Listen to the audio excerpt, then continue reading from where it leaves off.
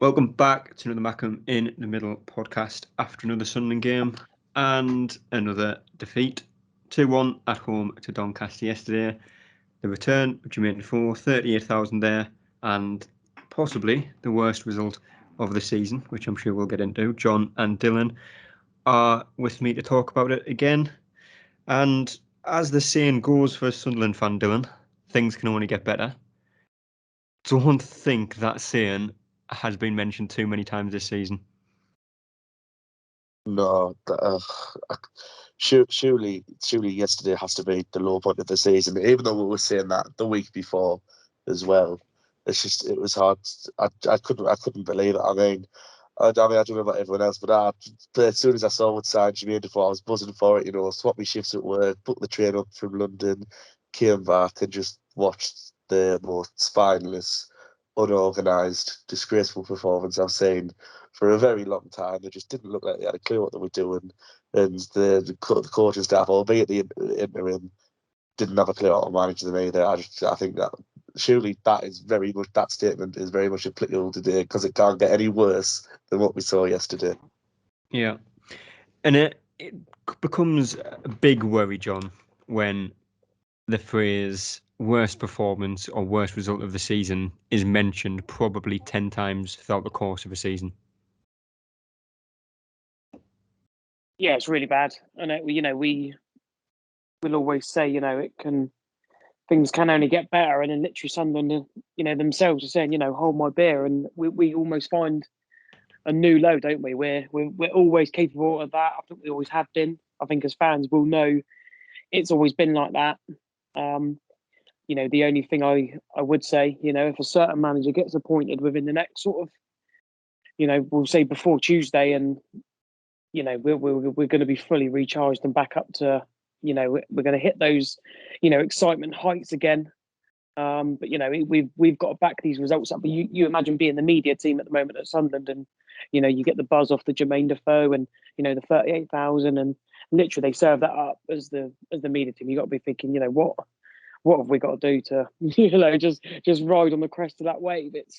It's we just you can never just think, oh, it's just going to go well for us ever.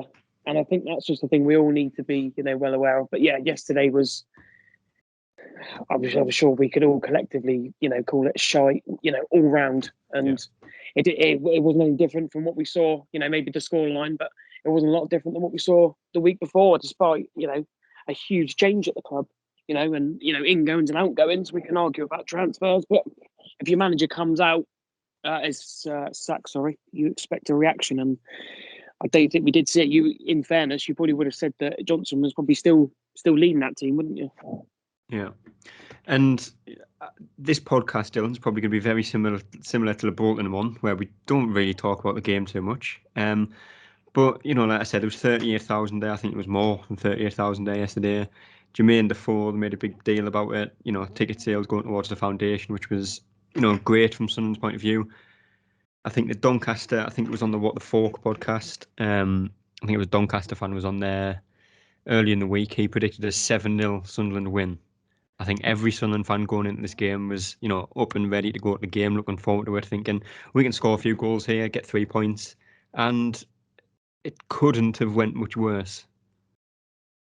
Yeah, no, definitely not. I mean, I was really looking forward to it. I thought we were going to absolutely smash them, and yes, that maybe in hindsight that was a bit overconfident. Obviously, with us not actually having a manager in place, but I mean, I think everyone who was making these big predictions was making the assumption that we weren't going to pretty much name the exact same 11 that just got smashed last week, which we somehow did. I don't know how that's got approved as a good decision, but in terms, obviously they made a big fuss about Defoe's return, this, that, and obviously I know hindsight's a wonderful thing, but I don't see the point in bringing him on when we're 2-0 down 20 minutes towards the end. If he's not fit to play a full 90, then I think it would have been more beneficial to start him and then sub him off when he wasn't able to play anymore. And then I think we would have had a much better start of the game.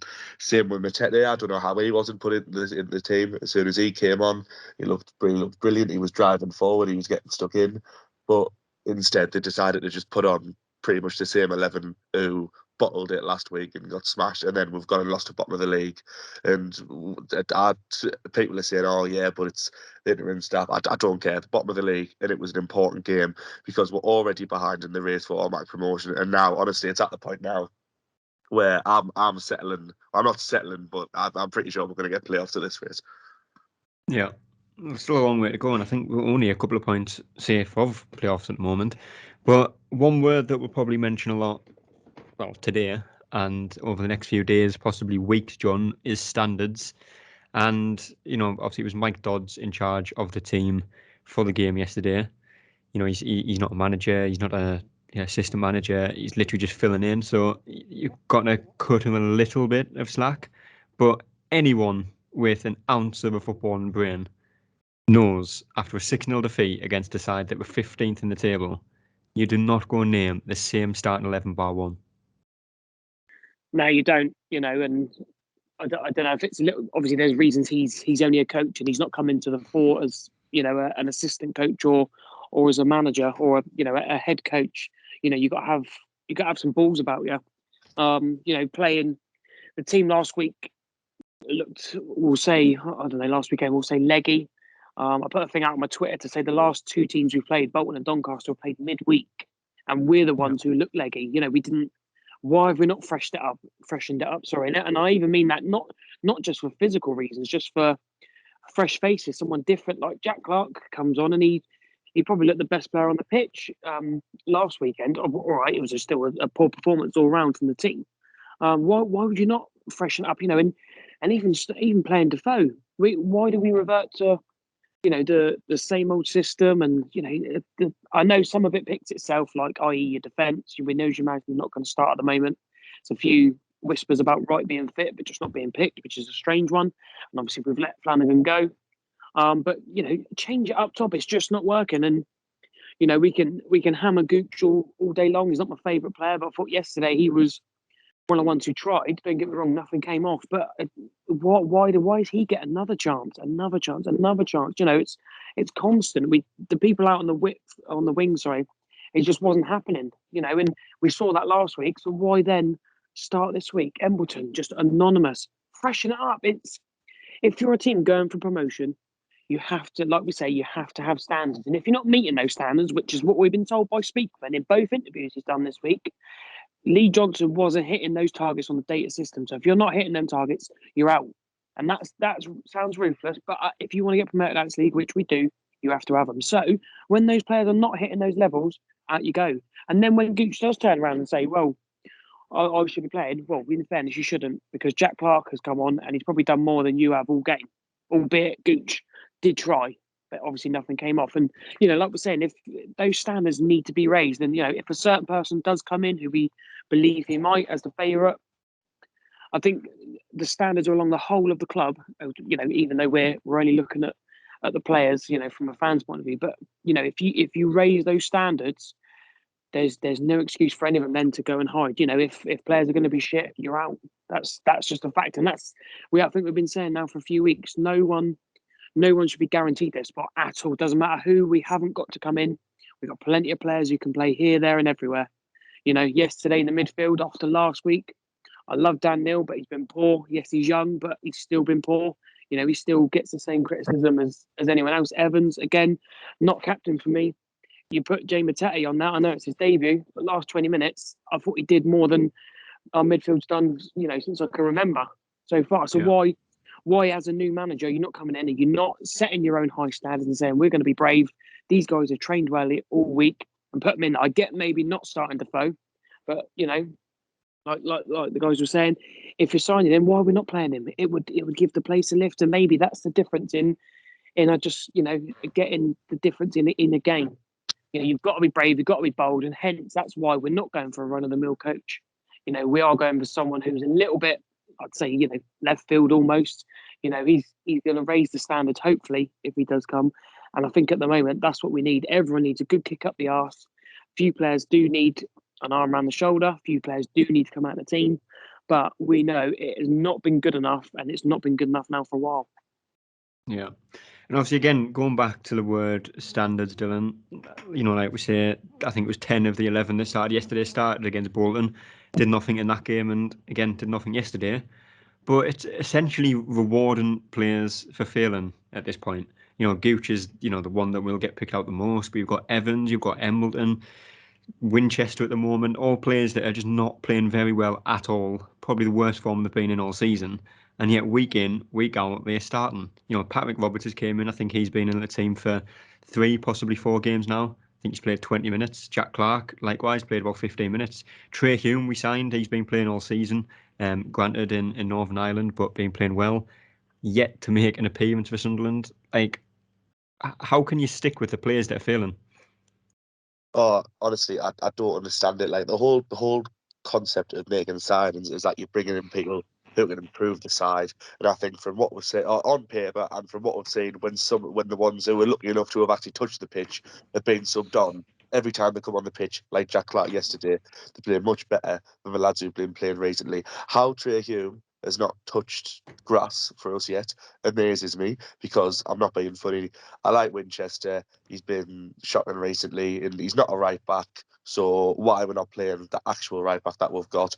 If Trey Hume comes in the side and has a couple of bad games, it makes no difference, because it's not like our defence is playing well anyway. I'd rather chance putting him in. I know he's young, but to be honest, from what I've heard, I reckon he'd probably do a better job than they're doing at the minute. Same with Patrick Roberts. I know he's obviously been loaned in there and everywhere, never got a chance at Man City, but he's been at Man City, obviously one of the best teams in the country.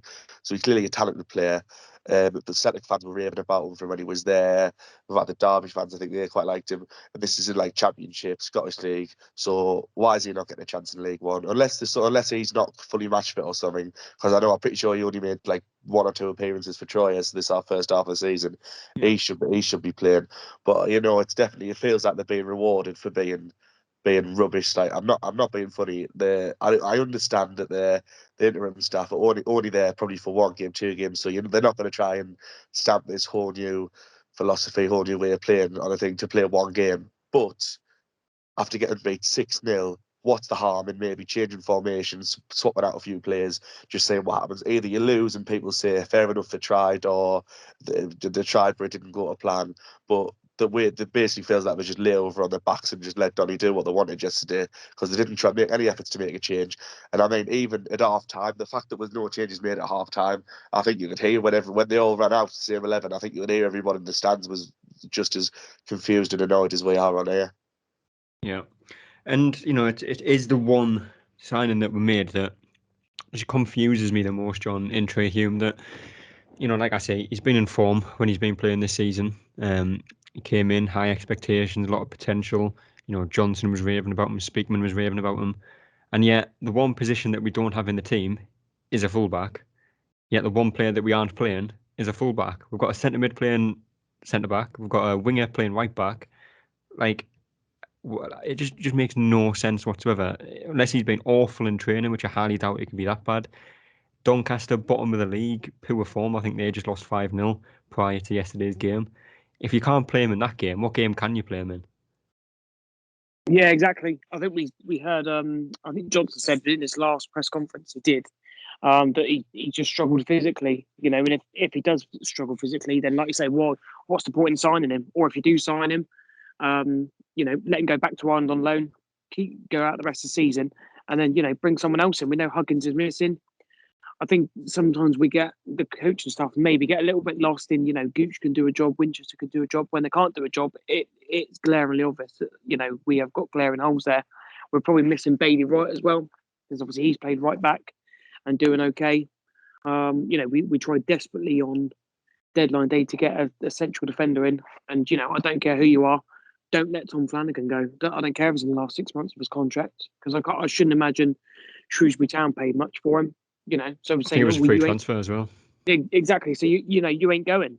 It's just not happening. We have put all our eggs in the Jamasny basket by the sounds of it. And Speakman saying he's ready. Well, he hasn't been anywhere near the team. He hasn't been anywhere near Johnson's team. And they were talking about him. Was it last week about even going out on loan? Yeah. So it's all muddled. at the back. Yet, let's sign some more wingers. We'll wing it. We'll wing it all the way to the end of the season with just loads of wingers. And even then, the new ones, we don't even play them. So, that we can build up the transfer window and say, 8 out of 10 or not.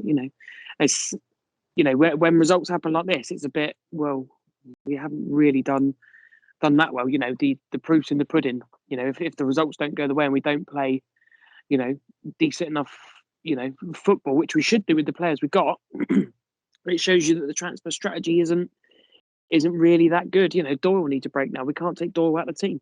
We can't. We've got anyone else to put there. We're playing, Winchester in there. What's the point? If we hadn't signed Danny Bart, we'd be in a lot more trouble. I think. Not that he's been, super great, but going back to Hume, I said on my tweet before the game, if he's not going to get a game against Doncaster, albeit they beat us, when is he going to get a game? Is a new manager going to come in and play him Tuesday night? Probably not. He's going to go on the coach's advice of why he's not playing at the moment, which is, i.e., he's not apparently physical enough. Then, don't sign him then. We need players who are here and now and ready, literally who can come and play. If they're not, it's a waste of time. Getting half of these players, like Patrick Roberts, is still getting up to speed. Why sign him then? Let's get players in. I know it's not a bad deal because of how good a player he is, but if we can't use him, it's a waste of a deal. And we constantly do this. Maybe the best signing we've got is Matete because he's playing. He's so, by all accounts, he's been on form and he looked decent yesterday. But those are the types of signings you've got to be going for, and they're the ones who can come in. You'd expect him to start Tuesday night now over at least Neil or Evans. He has to come in for one of them, I think. And that's the signings you want. The rest aren't going to do it. Jack Clark probably can't last 90 minutes. They'll tell you, Defoe hasn't played for ages. He can't last 90 minutes. So what's the point? So we're back to drawing board and we're stuck with the plodders who, I say plodders are probably a little bit harsh, but we're faltering now, and it's those plodders in inverted commas who are just getting the games every week, as i.e. your Gooches, Embleton's. Just there's no real competition. The only thing I'm sort of half looking forward to, which is quite sad, is maybe McGeady and 09 coming back to the squad, but we know McGeady's been out of form, and 09 massively splits opinion. Yeah. Well, from 2:00 onwards, pretty much, Dylan, majority of Sunderland fans were somewhat pessimistic looking at the lineup. I think it's fair to say our bench was probably a better starting 11 than our starting 11 actually was. But the game started and Sunderland just didn't start very well at all. And 20 minutes in, Doncaster took the lead. And again, it sounds like I say this, it feels like I say this every time we concede a goal. But it's just such simple defending. He had so much space, no one closing him down, simple finish in the end, and then you 1-0 down at home to a team that, with as much respect to Doncaster, are probably one of the worst teams I've seen since our time in League One currently. Yeah, no, first, I'll caveat this by saying fair play to Doncaster. They showed up and they were very much up for it, and that's why they got the result. But in all honesty, as you said, they're not a very good football inside. The defence was just shocking yesterday. How you can afford that much room for Rio Griffiths to just waltz in the box and put it bottom corner, I never understand. And it wasn't even just that though, especially in the first half. The amount of times we were trying to pass out from the back, misplacing passes, we were just getting done on the counter. I'd say done on the counter once every 5 minutes at least. It was just ridiculous. I don't know what happened. I don't know if it's, as you said, I don't know if it's a mental thing or just the defenders are not good enough or what, but it's getting ridiculous now. This is every game. We're just getting, our defence is getting picked apart by teams that really shouldn't be able to do that against a team like Sunderland. Yeah, and one of the things I said after the game, John, that Dylan's just kind of said there, the players that we've got are not League One players. Some of them, Ross Stewart can play in the Championship, Alex Pritchard can play in the Championship, Callum Doyle's been excellent for majority parts of this season, probably goes on to play in the Championship next season. Technically wise, these players are good enough, but mentally, you could argue are the worst set of players we've had in League One. Yes, it's a strange one. We're Doncaster, the worst team in the league, can come in to the Stadium of Light, which is one of, we'll call it a fortress this season because, in fairness, it has been. And we can't, if their game plan almost was like what we'd expect ours to be, we're the ones who've got the better players. Ollie Younger can't get near our team.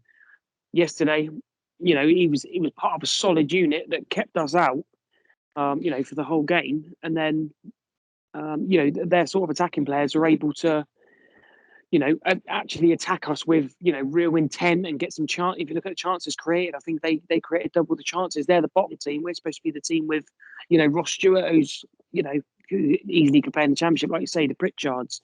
We have got Roberts and Clark and Defoe, and it's such a strange one because it shouldn't be like that. Why can't we play? And this sounds really weird. Why can't we play how Doncaster played yesterday? Solid at the back, and then great on the counter attack. Why can't we play that with the players that we've got? We should do. On paper, it's a perfect fit. To play that attacking thing. We've got two midfielders who sit, so we should be, in theory, well protected. We've got wing backs who can and should be able to go forward. We've got plenty of flair players, you want to call, and then the people off the bench. And it just doesn't happen. And it seems teams can come up like yesterday. Their team held the ball up so well. I couldn't even tell you their striker was, but the amount of times he was backing in and just you had our players on toast, and they got the ball up, and it was very much a territorial battle. When it went the other way, I don't think Ross Stewart won a header yesterday. I don't think he managed to, he was very isolated, to be fair, but I don't think he was very good. And it just nothing went for us. And then again, that goes back to, the coaching. I didn't see anything different to what, Lee Johnson's been serving up. So what was the point in getting rid of him if you didn't have someone sort of half ready, to go? Yeah. And then, after the goal, Sunderland, again, didn't really wake up. Nothing got going for them. And then probably, again, the worst time to concede, John, just before half-time. Doncaster go 2-0 up. And again, just a very scrappy, very avoidable goal that we've just been leaking all season. Yeah, again, it is really poor. And, we know we've been giving poor goals away. And it is a massive problem. We need to be a lot sterner and a lot more physical, especially in that penalty area. But it was like last week. We went 2-0 down at half time, and then you want to say, right, don't concede. Was it 46th minute last week? Bang, goal goes in, game's finished. And I think that third goal last week was the same as the second goal yesterday. As when we're at 1-0, I'm still, well, maybe we can, get in a half time, regroup. Maybe they've got a few ideas, a few different players, a different impetus second half, and with the crowd sort of behind them, we could turn around. As soon as that second goal went in, I thought it's not happening. These players at the moment mentally are fragile, and it just wasn't going to happen. And you can tell the players who are unfragile, which is your Defoe, because he hasn't been around it. Your Jack Clark, who's still young and a bit fearless. We haven't really seen Roberts, and obviously Matete, even though he's quite young, he's been in form and didn't really look fazed by, the fact that we were 2-0 down, still, got on the ball and knocked it around. Whereas the rest of them seem to be in a bit of a psychological freefall, and it's going to take a big character, which hopefully, we'll touch on, and we hope we're getting. I think that's why we need that certain appointment to raise it, because we know they're good players. They're not shit players overnight. There are games where we've been, the Sheffield Wednesday barring the first 10. We were scintillating in that game, and they're not the same players. They're not different players. Sorry. Do you know what I mean? So there's no reason why it is a bit of a long shot that the guy can't come in and just get us a little bit more. We don't need to be a scintillating footballing team. We need to be solid at the back. We need to get people a lot closer to Stewart, get that ball up the pitch, and we play the territories again. And if we're in and around that area, we've got the quality and the depth. Especially with McGeady and 09 coming back. I'd sling 09 straight in the right back for me, and just solidify that. Even a centre back or a third centre back. Hopefully Bailey Wright. There's, like I said, there's a few rumours about him being fit yesterday, but just not picked. He needs to get back in there. Doyle and Neil maybe need a rest, could do with a rest. We've got the squad to give them a rest. But we know there's a big upheaval coming, don't we? Obviously, with the incoming head coach. Yeah, and very similar to the Bolton game, in comparison to the game yesterday, Dylan.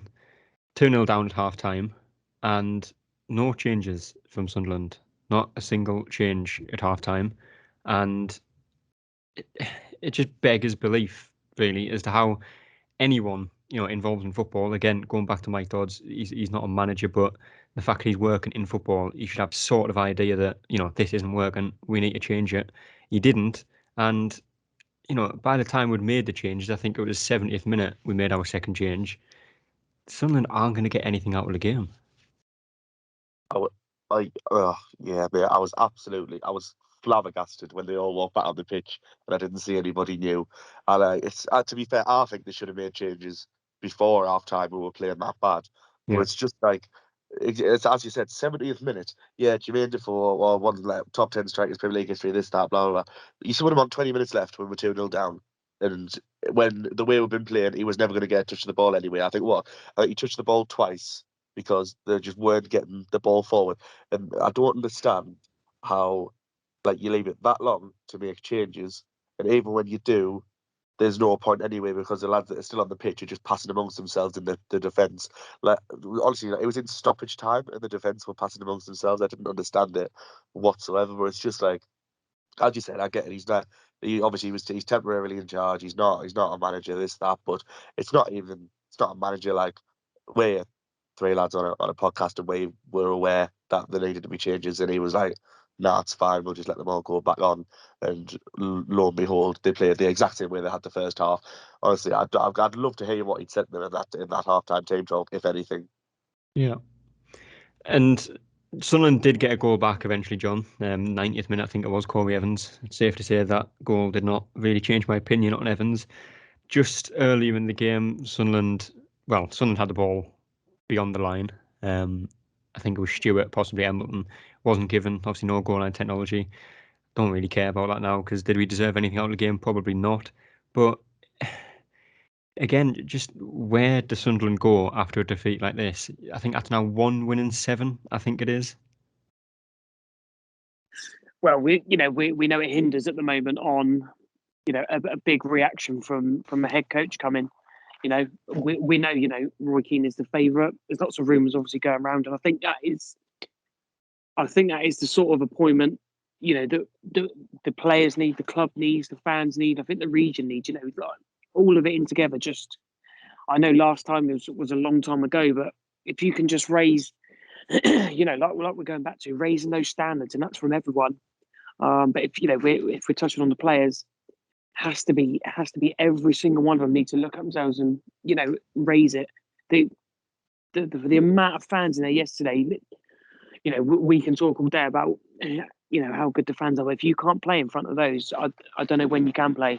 It shouldn't be a case of shirking any responsibility or those types of things. It should be you should go out there and want to play for those. Like your Defoe's. Obviously, we know he's a few levels above. He's played elite football all his career.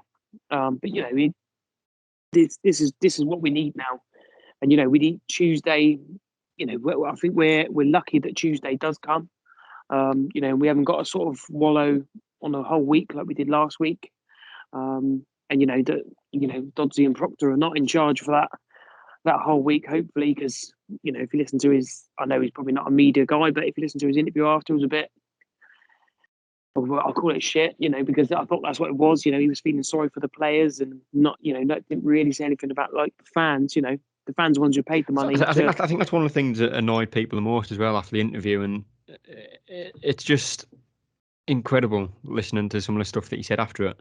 They're saying that, I'd rather be in the stands. You've got the opportunity of a lifetime to try and do something at a club that, you're working at, and he didn't do that. He's coming out saying, I feel sorry for the players. They're going to be gutted in there. It's our job to console them, etc., etc. That's not what you need after a 6-0 defeat against a 15th place team and a 2-1 defeat against the bottom of the league. You shouldn't be consoling your players. And I think that's what Roy Keane is needed for. Because if he was in the changing rooms against Bolton, against Doncaster, we don't lose them games. Because as a club like Sunderland, say it's arrogant, say it's whatever you want, you can't be losing them games and then feeling sorry for yourself after. No, exactly. And that's why, he's feeling sorry for the players. That's bollocks. I'm not having that at all. You should be feeling sorry for the fans. And it's the players are the ones who can affect it. And they haven't. It's the players who put those shit performances out. It's the manager or interim coach. who have sent them out there, and they're the ones who have served that up. That's on him. It's on them. It wasn't brave enough, so he went with the run of the mill team. Not good enough. And like you say, I don't care if people say it's arrogance. It's not. It's about having ambition, and our ambition is to get out of this league. And if you want to get out of this league, you've got to beat 15th place Bolton, and you've got to go and beat bottom place Doncaster. That's the way it is. That's not arrogance. That's ambition. And I wouldn't have it any other way. And I think that's the reason we are going for a Roy Keane type. There was a few rumours that Speakman was saying that the clubs almost needs like an electric shock almost, and you're not going to get that with anyone else but Roy Keane. We know he's probably going to have to surround himself with a few, maybe up to date coaches, which is fine because that's the model and that we're building. And again, there were a few more. Obviously, this is only rumours, but the players were sort of unhappy with Johnson sacking and thought they were doing okay. Well, doing okay is not good enough for me. If you want to play for Sunderland, which is a massive club in League One, probably the biggest club, if you want to come here and play and take our good money and play in front of our amazing fans, you have to show it. And if you don't show it, it's not good enough. It won't be tolerated. And again, for too long, we've accepted, but now we're not having it. It's just not happening. There will be a few, let's call it arses twitching when Roy Keane's announced, because you won't be able to hide. You'll get called out for what you are. Yeah. And it's not, I don't mean, he's just, arrogant or just calling out people for the sake of it. As long as you're producing and you're giving literally everything, I still saw players just that I wouldn't always say they were giving everything. It's just, an opinion. And same as last week, it was proper dire. And that's why, they felt that the manager needed to go, or the coach, sorry.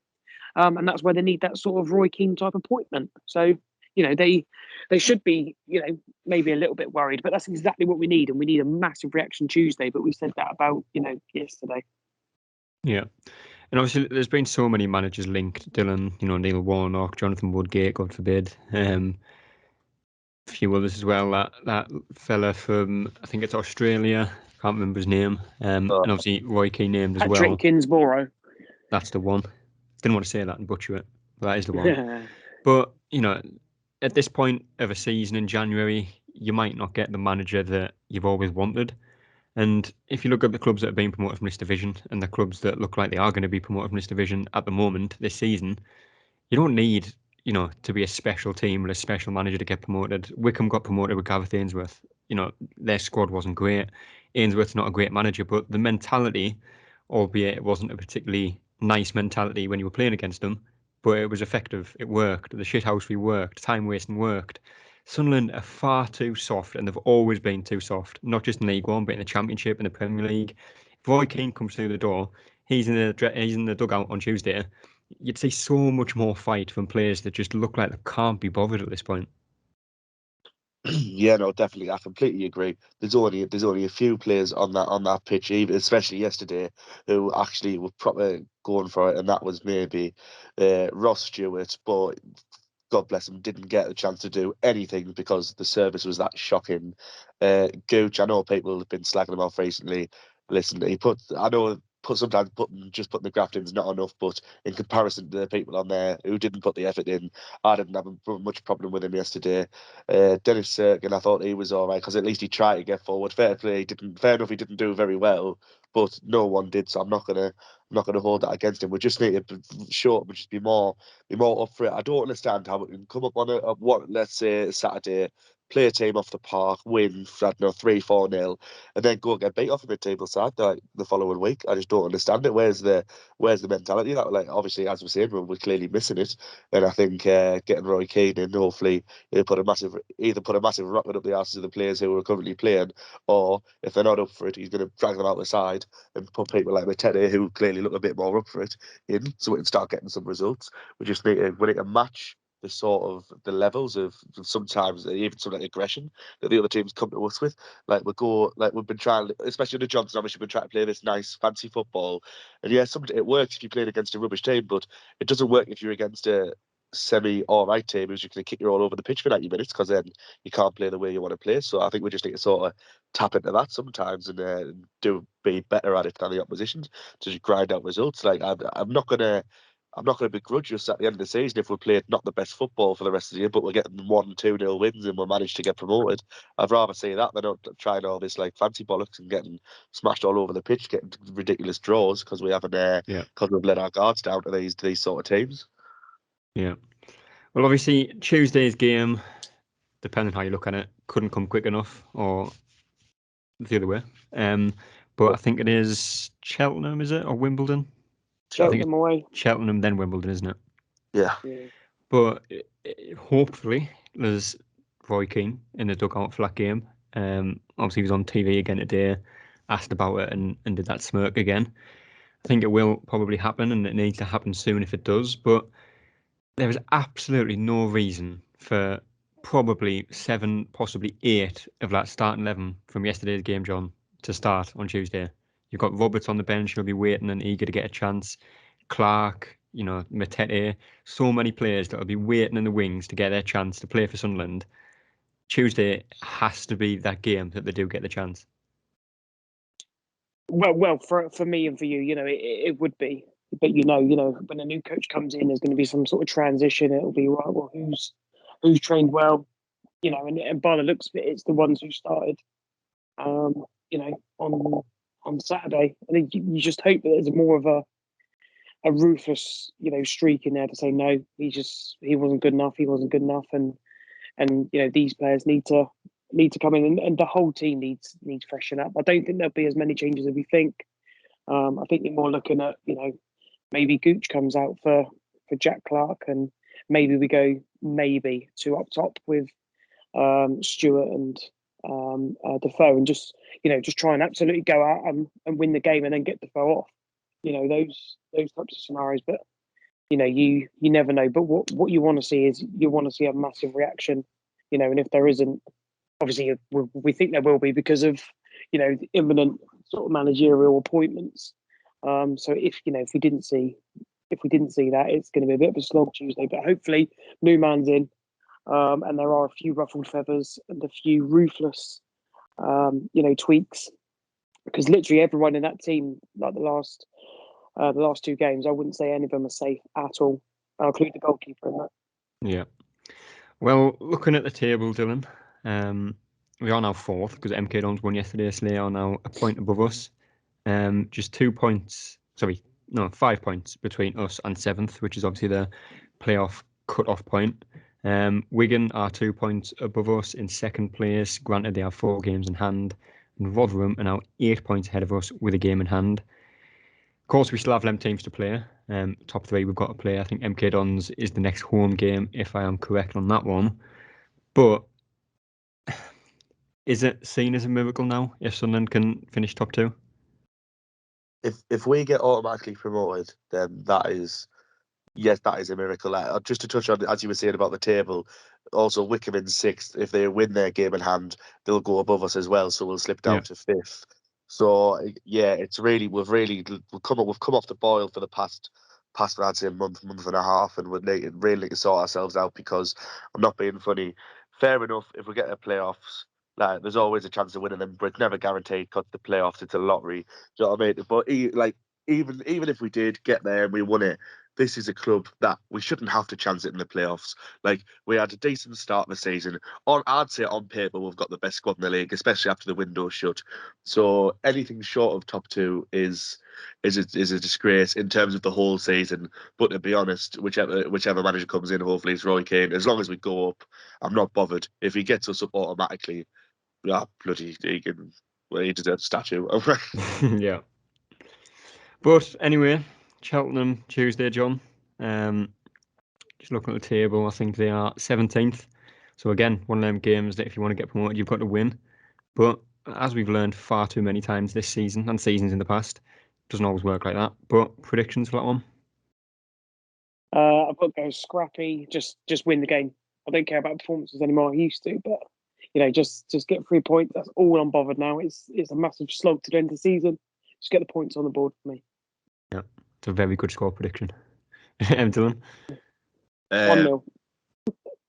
I'll have again. I just want to win the game, but I'd say I'll go 3-1, because if we're playing with this same defence, I can't say us not conceding. So I'll say 3-1 and hope that we start Defoe and Ross Stewart as a 2. Yeah, I'm hoping that's a Sunderland 3-1. Yeah, obviously. But we'll see about that. Hopefully 3 points. And hopefully just start a good run again between now and the end of the season. If we do go into the playoffs with a little bit of momentum, which I don't think we did last season, which kind of faltered out a little bit as well. But that is the time we have today. I appreciate you both again for what feels like it was just the second counselling session of the month, really. Thanks for having me. Cheers for having us. We'll be back to talk about the Cheltenham game, hopefully in a much more positive manner and after the hopeful appointment of Roy Keane. But until then, we will see you later. That's all, folks.